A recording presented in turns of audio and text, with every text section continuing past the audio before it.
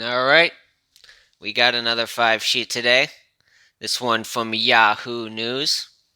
So remember, the five sheet is an objective document to analyze these news articles, to cut through any falsity you might find in them, try to see what truthful facts are being reported there.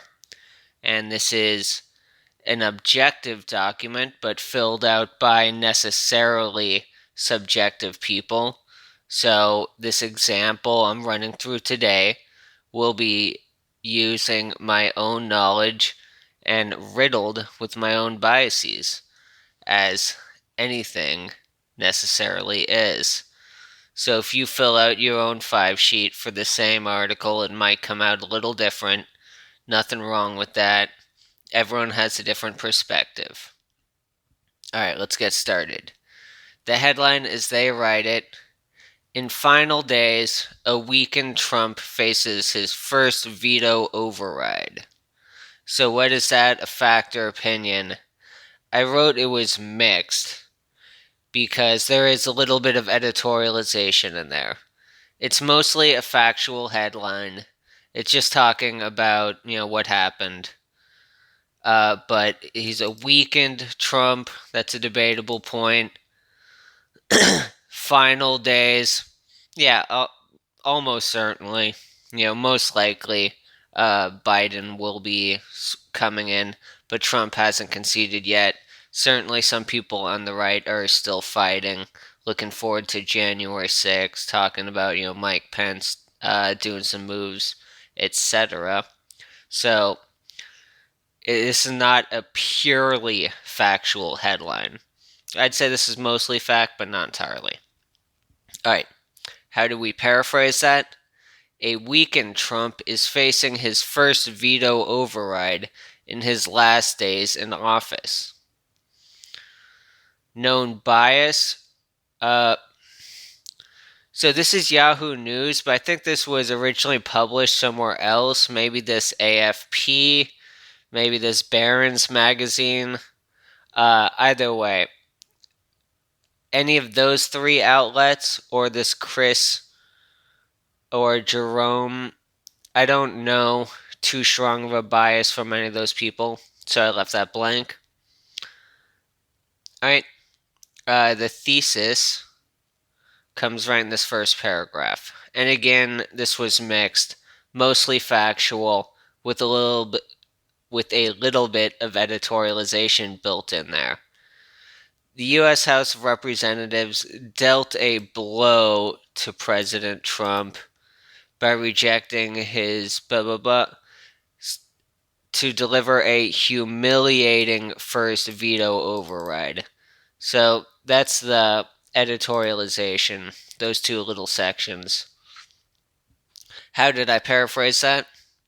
The House dealt a blow to Trump by voting to override his veto, which sends the bill to the Senate for a humiliating first veto override. And then we move on to the evidence supporting that thesis. It's really not a controversial thesis. This is a matter of public record that the House did this vote. So they talk about the vote numbers right there. They don't have a citation to that, but it's very unlikely that they just made this up. You could go to, congress.gov and see how it was voted. So that's the evidence. They just say it. There's technically not a citation, but it's not the type of thing that usually requires a citation because it's just so uncontroversial. Alright, let's run through the outline of this article really quick. Starts out with that thesis, and then they talk about how the votes broke down in that second and third paragraph. Nancy Pelosi makes a quick statement there. Reckless, and this is his 11th hour campaign of chaos. Then they talk about how Trump caved to pressure and signed that COVID/omnibus bill. They give a little background on that NDAA bill. And then a little background on the COVID bill. omnibus bill and, Trump's threats to veto it. Where are we at now? Moving on to number 7. Yeah, sorry. This is still on number 6, still talking about the history with the omnibus. And now we get into number 7, where Biden said he supports the $2,000. And they also talk about a little bit of stuff with the transition with the Pentagon. So, quick little take, see where Biden's at. And finally, they talk about this New York Post headline that came out against Trump. The big headline was "Stop the Insanity." And this is significant because New York Post has been one of Trump's most steadfast supporters, even after the election, during all this "Stop the Steal" battling that's been going on. So that's where the article leaves it. Let's move on to the name deception tactics here. I only saw the one, the straw man feigning ignorance. So this is where you either choose a weak argument from the other side and treat that as the appropriate argument to argue against, or you pretend that the other side does not have an argument or that certain material facts are not there, are not part of their argument. Sometimes these are closely intertwined with each other. Where they did it here is when they talk about Trump vetoing the NDAA. They talk about why he did it, and they mention Section 230 and the military base names. Those were two of the reasons mentioned in the 4-page memo that Trump put out when he vetoed the National Defense Authorization Act. But he laid out other reasons as well. The most significant one, in my opinion, was the new language in the bill that makes it more difficult for a president to withdraw troops from foreign wars, where he has to jump through more congressional troops, like get approval from Congress to order the troops to come home. The president's supposed to be a commander-in-chief, and this is just another giveaway to the military-industrial complex. At least that's my opinion. Not particularly relevant whether or not I agree with that particular clause, but it is a significant clause, and it's one that people have been talking about. It's one that Trump mentioned in his memo that went along with that veto, and it's one that they did not mention here. So I think that qualifies as straw man feigning ignorance.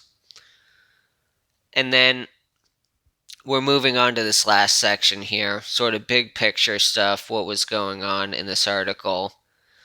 Overall, I thought it was fairly straightforward, but there was a little bit of editorialization snuck in there. Like we saw in the thesis and in the title, it was mostly fact, but a couple little words that colored the meaning. So it was in the thesis, the title, and in these three selections. For a real estate tycoon who prides himself as a master negotiator, the past few days have been an exercise in humiliation. So that's not a straight reporting of the facts. That is that's opinion right there. Whether or not it's been an exercise in humiliation is not a provable or disprovable thing. That's somebody's opinion. That's something you could argue till the cows come home. Alright, the next one. The House vote came a day after Trump caved to pressure. He caved to pressure. Maybe, his strongest supporters might say that this is some kind of strategic move that he set it up and then he decided to come back and sign it at a certain time after redlining it, started the conversation about the $2,000 checks, etc. But even if you're not that strong, using the word caved puts a certain tint to it. That's a loaded word. So that's another bit of editorialization right there.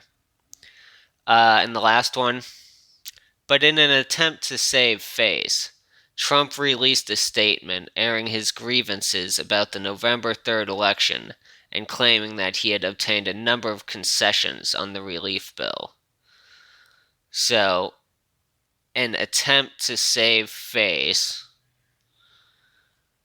that's, it's their opinion that that statement was an attempt to save face. You could also argue that, he thought this was what was best for the country, putting out this statement. And then there's one other thing in here, claiming that he had obtained a number of concessions on the relief bill. It could have just been saying that, or, stating that he had obtained a number of concessions. The word claiming, again, is loaded language. So, all told, this was a pretty straightforward article, mostly just laying out the facts, reporting on them, but there was a little bit of editorialization written into it, and I think I did a decent job of highlighting that where I saw it, but there might have been places where I missed it. If you see any of that, feel free to drop it in the comments, or fill out your own 5-sheet and upload that. We can compare the two, and I'll see you guys next time. Thanks a lot.